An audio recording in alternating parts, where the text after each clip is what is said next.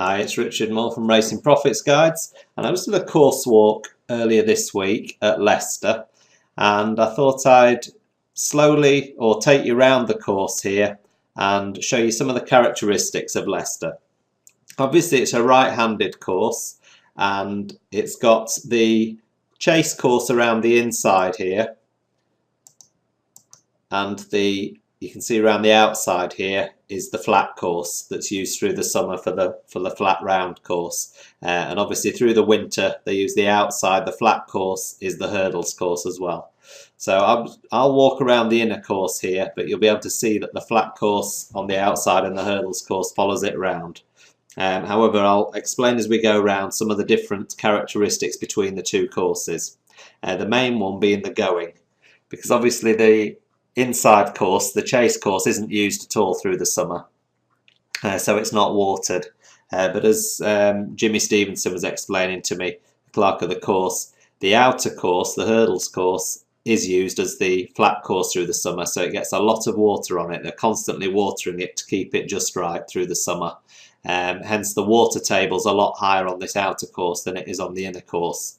So you'll find that the going that Jimmy declares through the jump season can often vary quite a bit between the two courses. Obviously, because the water table's higher out here, it doesn't take a lot of rain to make the hurdles course a lot softer than the chase course. So he says you can often have good to soft on the chase course, and it can be soft and heavy in places on the hurdles course. So quite a difference in going on the two courses, and something to be aware of when you're looking at jumps racing, certainly at Leicester. In the summer, obviously on the flat, it's not quite as much of an issue. So you can see here that you swing right-handed, quite a sharp bend at the top of the track here, swinging you into the back straight. And then we come into the first of the 5 fences on the back straight. There's 10 fences in total in a circuit, and this is the first of the 10 fences, which is the water jump. And it's a nice fence, is this, with the hedges as the wings, guiding the horses straight through the middle and over the water. So this was the end of October when I was filming this. They'd just had the final flat meeting of the season. You can see there the water jump.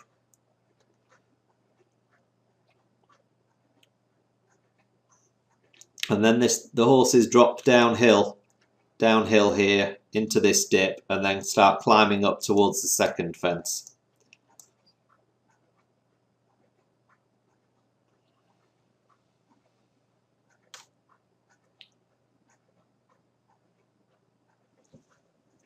So I'll just fast forward. This just takes you through the course a little bit quicker. So that's over fence 2, and you can see that the fences haven't been used for a while. Some of the wings need changing. So it needed putting upright and ready for the first chase meeting, the first jumps meeting, which is usually around the 18th of November, the start of the national hunt season proper. And then you come to the top of this rise and you start dropping downhill again over the 3rd fence in the back, and you can see the hurdles course, or the flat course in the summer, is following the same sort of route around, slightly further because it's on the outside, but you can see how undulating it is, and that's the one thing you notice straight away when you're walking around Leicester, is how long the back straight and the home straight are, and also how undulating the course is.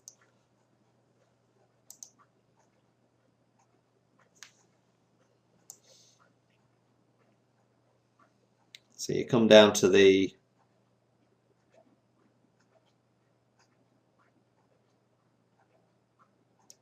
second fence there, just a standard open ditch, and then you've got 3 more fences ahead of you, and again it drops quite markedly downhill here. So you're jumping the 3rd fence in the back straight downhill, and again you can see the wings here just needed putting back up because they haven't been used all summer.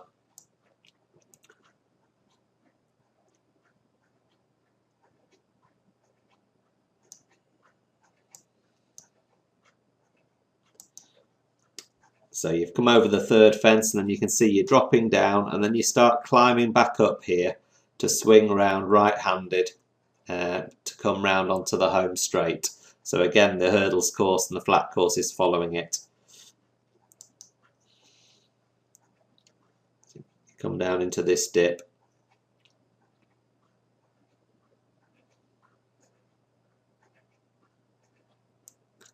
Over the fourth fence, which is just a standard fence.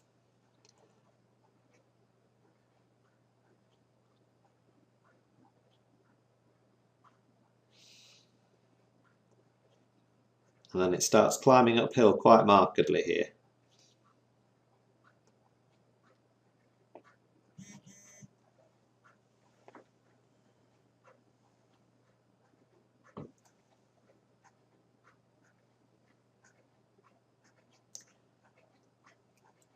And then swinging right-handed here.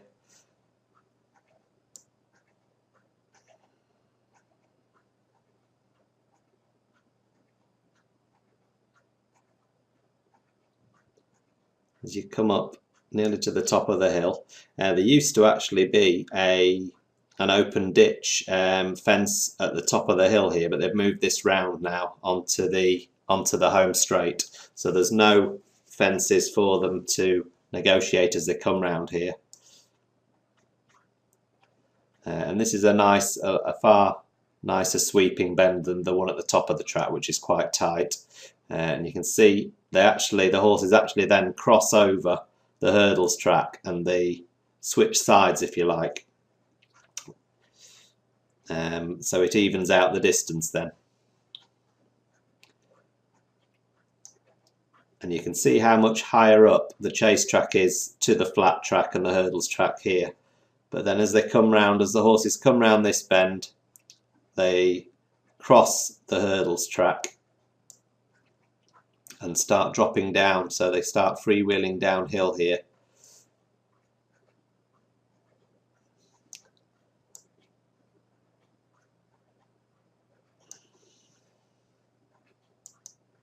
So you can see here that the chase fences are now on the left and the hurdles fences are on the right. So the horses come down here and then they cross over to take this fence here and take the 5 fences on the way up the home straight. So you've got, again, the same problem with the going here. What can often happen in races is that there's the horses are on this ground which can be slightly quicker, and then they hit the flat or the hurdles course, which again has been watered through the summer, so it gets quite a bit softer here if there's a bit of rain on it. So they come off the 2 and it can unbalance horses as they come across this, or it can slow them right down. They can grind to a bit of a halt and it can take a lot out of them. So again, it's something to bear in mind that the complexion of races can change an awful lot over this final 4 or 5 furlongs as they come to up the home straight, certainly in chase races, because the horses are going from one going to the other. Whereas on the hurdles course they've stayed on the same course all the way around, so it's fairly consistent going. This can change. So that you then fly, the horses come across out to the left, and you can see the home straight there swinging away, and that is the 7, 6 and 5 furlong starts for the straight flat course here that they're coming across. So you can see again how downhill this is. So for the 7 furlong, 6 furlong, 5 furlong sprint races through the summer, the horses are starting downhill. It's not as sharp a downhill as some tracks like Brighton. It's quite a gentle downhill, but it runs downhill all the way into the dip.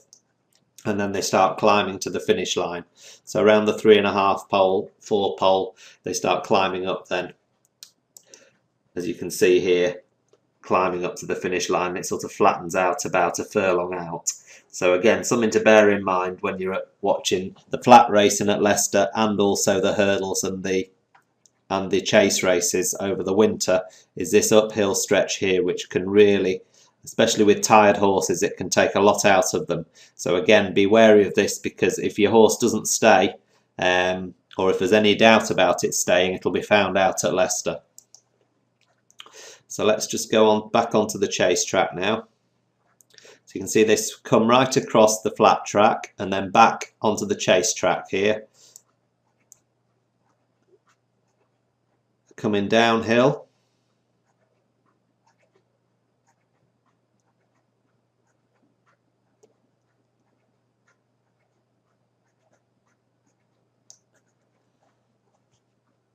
And this is the fence that was actually in the middle of that bend behind us. This is the open ditch that you come to. Oh, sorry, that's a standard fence there, and then the next one's the open ditch that they've moved now. So you've come down into the dip here, and now they start climbing up towards the finish line. So they've got that fence there, the first in the home straight.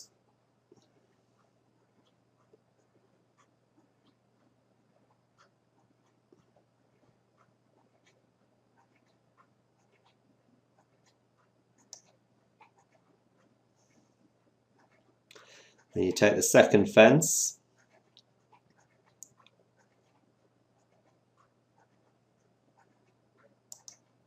And you can see again here, it's quite a bit lower, is this, the chase course, to the hurdles and the flat course.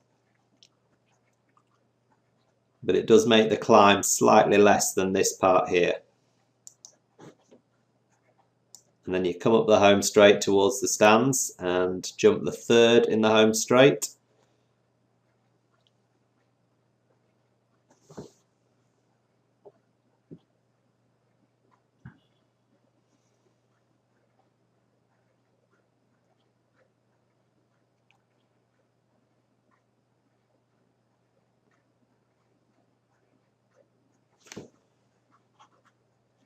Then you carry on climbing to the top of the hill here where you take the fourth.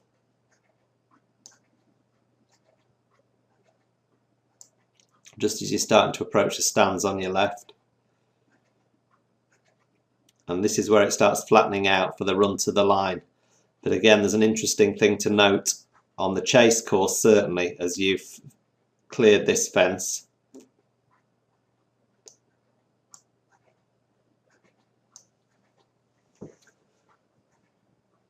You can see here that the two courses converge here. So again, you're coming back out onto softer ground as you rejoin the hurdles and the flat course here. So you can see here the hurdles course running up the right here and the chase course here, and they both merge, and there's the finish line there. So you've got about half a furlong to half a furlong on the softer ground again. So very tired horses in chase races, again, they're going to hit this slightly softer ground if it's been raining, and it's really going to take it out of them.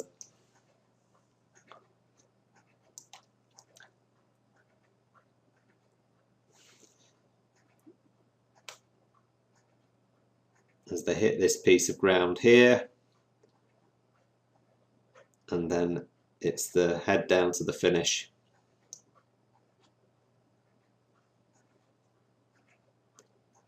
And past the finish post here. So hopefully that's given you a good insight into Leicester. A very undulating right-handed track. It takes a lot of getting. It can be quite testing, especially through the winter on the hurdles course. If there's a bit of rain around, it can get soft fairly quickly there. The chase course will take the rain quite a bit better. And you will notice the other thing that Leicester do, unlike a lot of courses, is they have all chase cards as well towards the end of the season. So you'll see in March and sort of April time they'll have a couple of all chase cards, and again that's just to let the ground recover on the hurdles track that's been used through the winter. Rather than use the hurdles course right to the end of the jump season, they tend to have all chase cards just so that they can give that ground time to recover, ready for the flat season. So hopefully that's given you a good insight into Leicester, into the race course, into how undulating it is, and into the two separate tracks as well that they have at the course. All right, I'll talk to you soon. Take care now. Bye.